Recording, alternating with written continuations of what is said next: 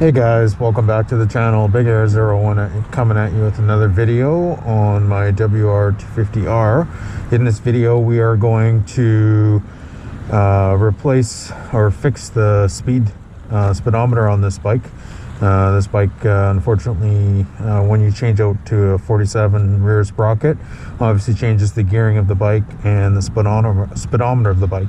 So I purchased a 12 o'clock Labs speed healer from 12 o'clock Labs, and we're going to install it.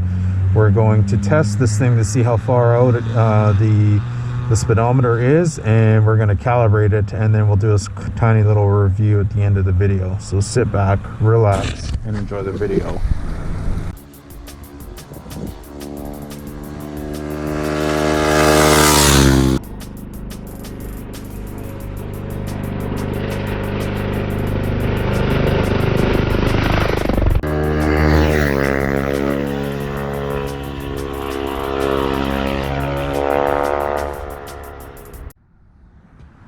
Okay, so to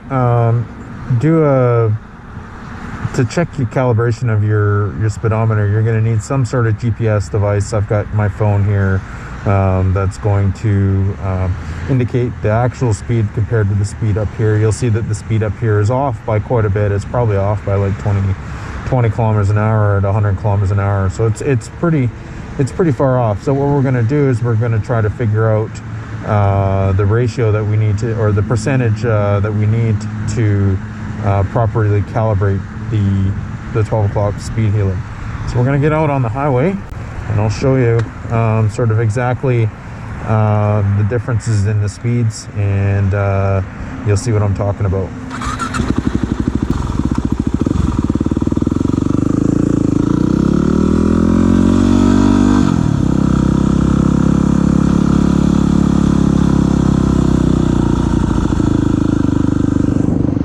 The first speed we're going to do is 100 kilometers and 90 kilometers an hour. We'll see the difference between the two.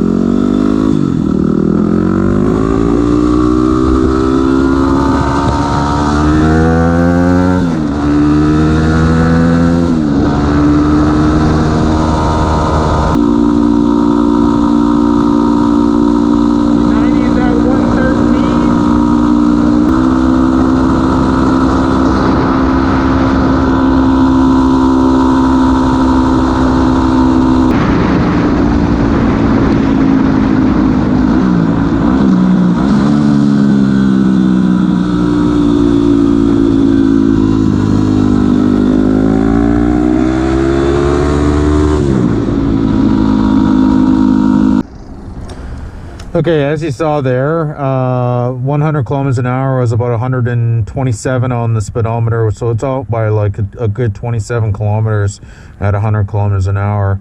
And then about 90 was about 100 and I believe it was 113 if I remember correctly. So now we're going to check to make sure that like 30, and the reason why we're doing each of these speeds is to get an average of the kilometer percentages. So I'm going to do a 30 zone, a 50 zone, and a 60 zone.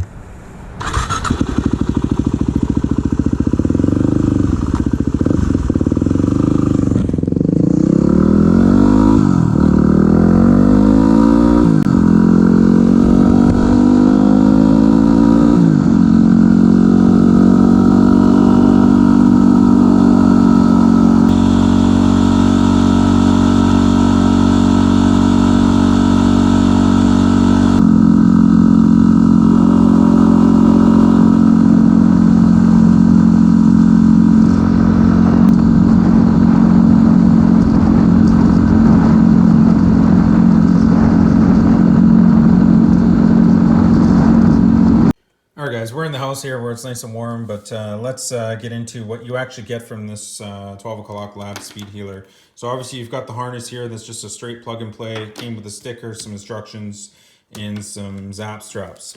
So this speed healer can be used, or obviously there's different bikes that you can use this on. As you can see, there's a range of different bikes that you can use this on, and obviously each bike will have their own specific harness that you would hook up to, and it's just a straight plug and play. So with the instructions, it gives you the installation, and obviously it says recommend to watch the 12 o'clock labs on their video on their website. Has a quick setup guide. It has the test mode. We have the actual programming part, and then as you can see, there's quite a bit to the menu here. So like there's lots that you can use this speed healer for to potentially try to get your speedometer or your odometer to a much more correct value. So what else we got here? We've got how to obtain your correction percentage. So this is what we were doing earlier here when I went on the bike and I was using a GPS device. But you can do it a few different ways. You can do it by the gearing. This is the formula for the gearing. We did it by GPS, so we're going to do GPS divided by the speedometer reading times 100 minus 100 is basically how you get your reading. And then you can also do it for your odometer, but the odometer, you can only do it one of those three ways. If you do it the odometer way, your speed might not be out as close as you would want it to be, and vice versa. So like your speed, if you're doing it with the GPS, then the odometer may not be as close. But I'll tell you right now, I believe from watching a few things and doing some research, if I get the speed pretty close, the odometer will be a lot closer than it is now. I am averaging about 4 kilometers extra a day on my commute to work that I'm putting on my bike that I'm not actually putting on my bike.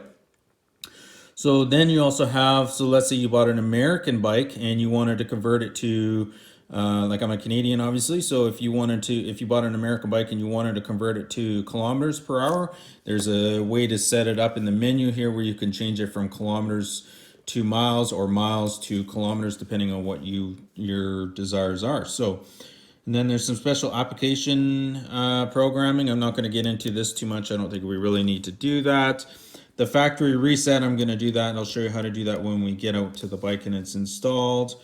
And then it has about your max speed, so I'm not going to be getting too deep into this stuff. And then you have your input impedance. So your input impedance is basically, there's two settings, a high and a low setting. The high setting is typically used more for KTMs, cars, and trucks, where the rest of the motorcycles out there typically will use a low impedance. I'm not too sure what that really means, but the research shows that my bike should be a low. So, and then here's some example programming. There's some care and precautions, and then it comes with a 3-year warranty. I don't know how that really works, but we'll have to read that and go over it. So a few different reasons why obviously to go with this. It's a pretty cost effective. It wasn't that expensive to buy from 12 o'clock labs. It's pretty easy to set up, and it basically allows you to correct your speedometer. It's pretty small. It's one of the smaller devices on the that you can install on these bikes apparently. It has your max speed savings. Not that I'm ever going to use that. And those are all the things that is basically why I bought this one over a lot of the other stuff that you can buy. So going into the speed, so I don't know if you remember, I was doing 90 on the GPS, but my bike was showing 113. So to get that number, all I did was the GPS speed, so the 90 divided by the speedometer, so that would be 113, and then you times that reading by 100, and then you minus the final number by 100, and you get a number of 20.4. So as you can see, I did it for all the different speeds, and then what I did here, just to get the average, to get this number, this is the number I'm actually going to be using. I added all of these numbers up to get 119.5, and then divided by 5, because there's an average of them is what I want. So the number that I'm going to be entering is a minus 23.9, and hopefully that number there will allow the GPS and the speedometer to be very close, and I'm not worried about logging extra miles and a whole bunch of other things. So let's go out to the bike and see sort of what entails to install this. I'm pretty sure it's pretty basic. Okay, to get at where we need to plug this speed healer in, you need to take off your left side panel and your seat, which are down there. Pretty self-explanatory. 2 bolts under here for your seat, and then you've got a bolt down here, right there for the side panel. It just slides forward. So I believe the actual harness or the plug that we're looking for is this one right here. So we're going to do a quick test. So I'm going to undo all this and plug it in. And the way we're going to check to make sure that it's working is that we unplug it and check my speedometer and see if it's working. And then we'll plug it in and make sure that it is working.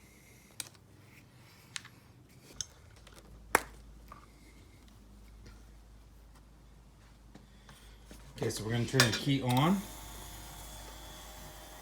And when I move the bike, it shouldn't show any reading.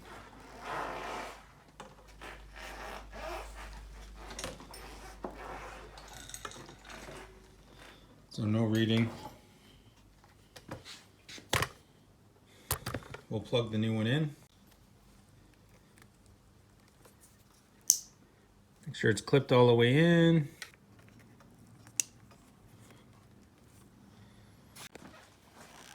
Yeah, I got an odometer reading. It's plugged in there. So now we should be able to program the this. I wanted to let you know I do have version 4. You can see it there. It's hard to tell, but that's version 4. You're going to use this little white button to help program and get it into the different modes.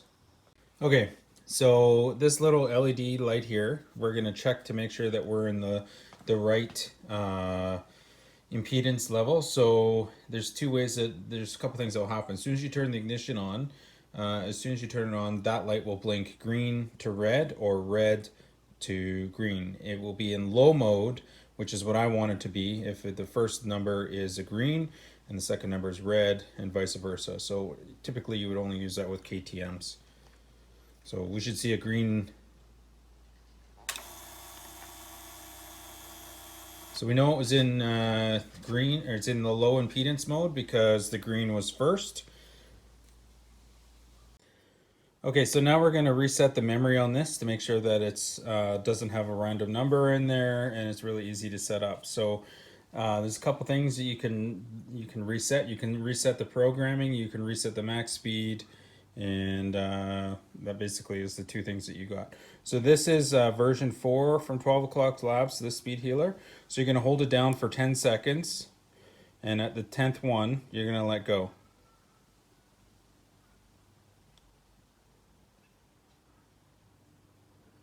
So I let go. So now it's in the program, like it's in the reset mode. So to reset the programming, you have to hold it, and then we're going to release it on the green button when the green light flashes. Okay, so the green one should be, or the programming should be set. There should be no numbers saved on this now. What we're going to do is we're going to program this so that we can enter that number of minus 23.9. So we're going to hold this white button for 5 blinks, and that will enter it into the correction percentage mode. And then you're going to enter the instructions. So, or enter the numbers. So to enter a 0, you have to hold it for 10 blinks, and then you let go, and so on and so forth. But to back up a little bit here, so green would be a positive number, and red is a negative number. So we're going to let go on the first at the negative. So let's go into this mode. So 1, 2, 3, 4, 5. Let go. So now it's going to go into this Christmas tree mode. Okay. And so we want to enter a negative number. So we're going to want it to let go on the red.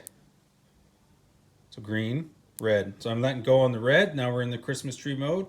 So now I want to enter a 2. But if this was a 0, you would go to 10. But because we're going to 2, you enter these numbers all, like you enter 3 numbers on this plus the positive or the negative on this device. So the first number is a 2.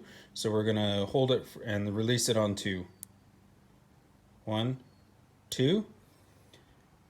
And then again, it saved that first number. So now we're going to go into the third number, which is 23. So we're going to let go at 3.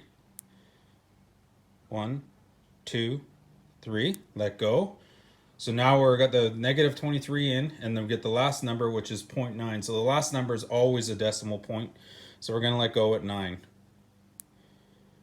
1, 2, 3, 4, 5, 6, 7, 8, 9, and let go. And the orange means that it was saved. Okay, so we're going to quickly check before I go on the road to make sure that we did this right.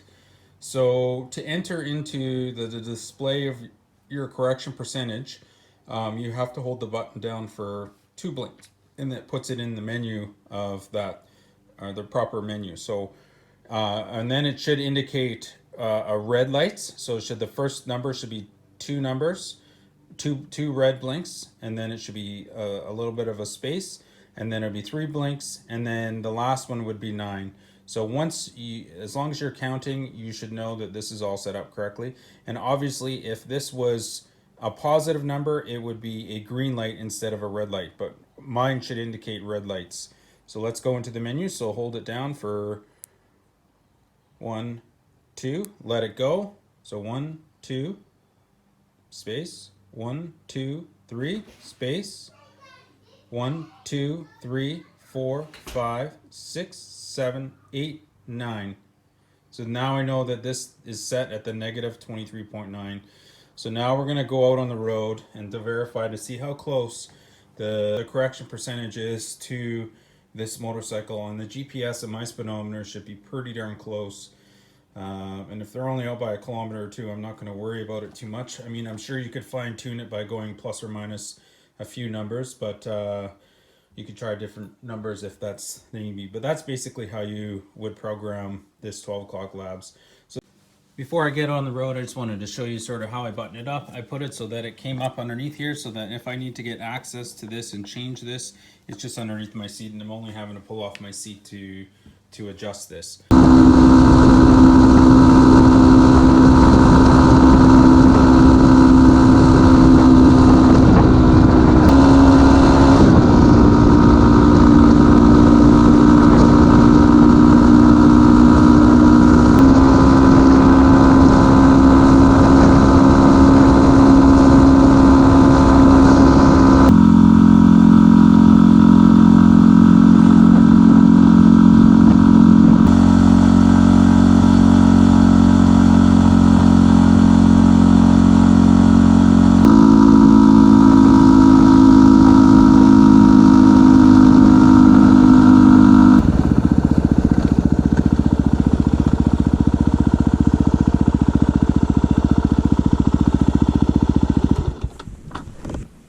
Well, there you have it, guys. As you can see, it's actually done, this is the first time I've taken it out and tested it since I put the speed healer in.